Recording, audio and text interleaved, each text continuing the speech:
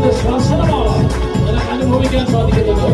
ഈശോയെ അങ്ങനെ തൊടണമേ, ഈശോയെ അങ്ങനെ സ്പർശിക്കണമേ, ഈശോയെ അങ്ങനെ അനുഗ്രഹിക്കണമേ, ഈശോയെ അങ്ങനെ സുഖപ്പെടുത്തണമേ, ഈശോയെ അങ്ങനെ ശക്തിപ്പെടുത്തണമേ.